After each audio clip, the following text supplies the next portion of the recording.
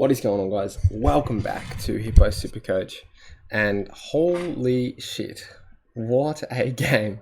That is the most mental win I've seen in my life. That's not the Melbourne game last year. It was very similar. Like, what the hell just happened? Halftime, I was thinking 85,000 members. Carlton are going to need to do 85,000 refunds. We looked worse than we did in the Malthouse days, in the Bren Bolton days. It was just shocking. Like, give Brisbane credit because they were obviously, mostly the reason why we were playing so bad was because they were playing so well. But still, like, holy shit.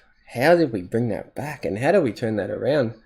Anyway, I'm stoked. Cannot believe we won. Could not be happier to get my first two tips of the season wrong.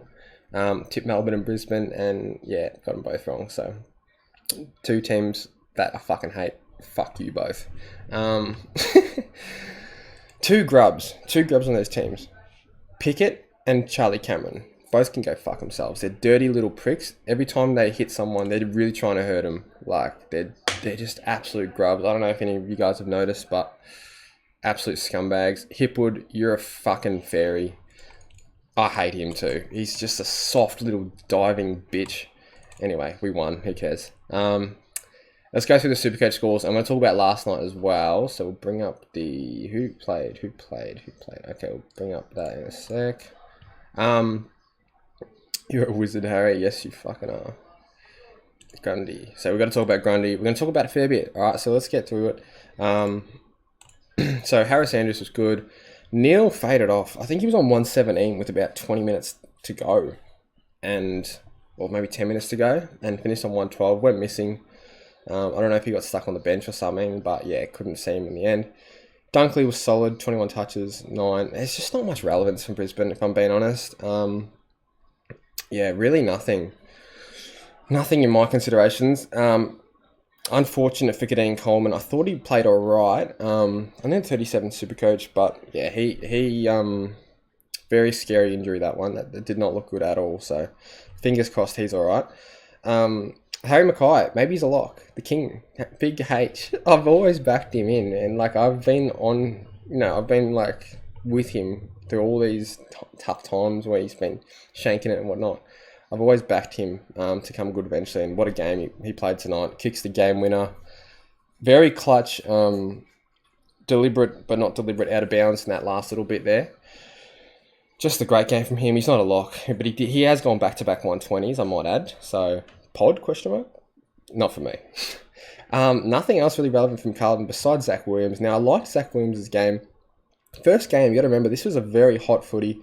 73 Supercoach. And we have, how much? 78% disposal efficiency, 4 clangers. Yeah, I think he'll be a good pick. I think he'll be fine for 70s to 80s at least. Like, I think 70s like the floor.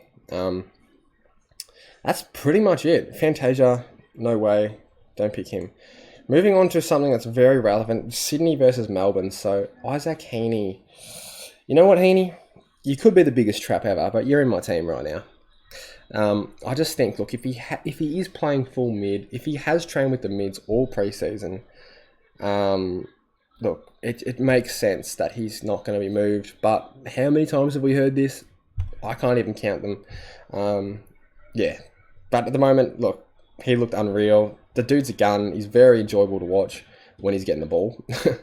So I'm happy to pick him. Forward line's fucked anyway, so if it doesn't work, we'll just drop him to like a 200k. That's doing all right. Brady Grundy, 139. So he's back in, boys and girls.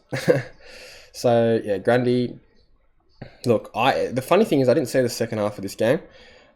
When I was watching it, Grundy was getting destroyed by Gawn. And then I saw the fucking final scores, and I'm thinking, Gawn's on 72 and Grundy's on 140. What happened in that second half? Did Gawn not score a point? Or did Gawn not get a hit out?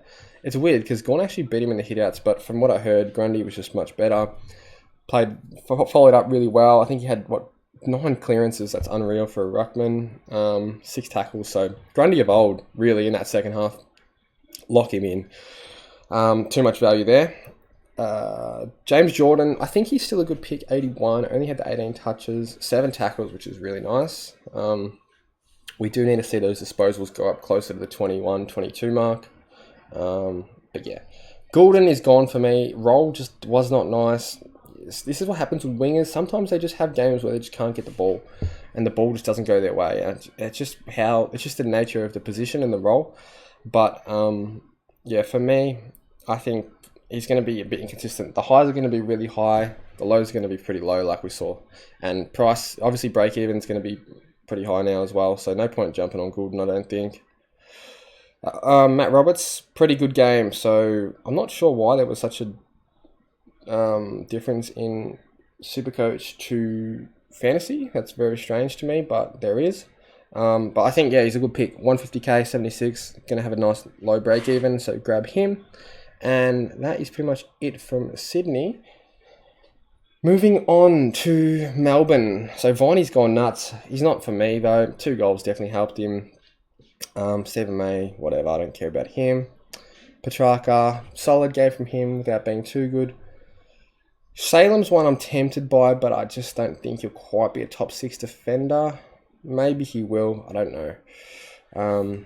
Clayton Oliver, good game from him, but do not start him. He's going to be nice. Not nice and cheap, but he'll have a high break even now. Blake Howes, so lock him into your backline, 123k defender, absolute must-have. Going to have a very, very, very low break even, so he's going to make a lot of money for us, just if he steps on the field, basically. Gawn, so look, is Gawn one to get rid of? I personally don't think so.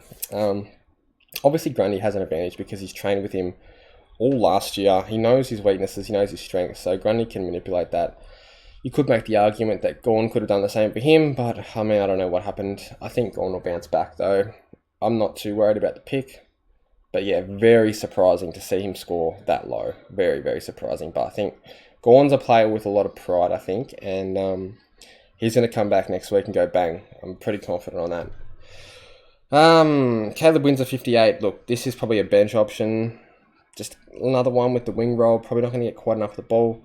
Jack Billings, do not pick him. Bailey Laurie, no. None of these guys are coming near my team. And let's have a look at how my team's looking now. So, Dacos, Stewart, Sheasel, Young, Williams, Howes, Bon, LDU, Parrish, Nick Martin, Matt Crouch, McKercher, Sanders, and Roberts, Gordon Grundy, and then Heaney, Fisher, Fife, Jordan, Reid, and Sexton. So, look, Heaney's the risk. But this point, upside is seriously, seriously high. The dude, we know how good he is as a player.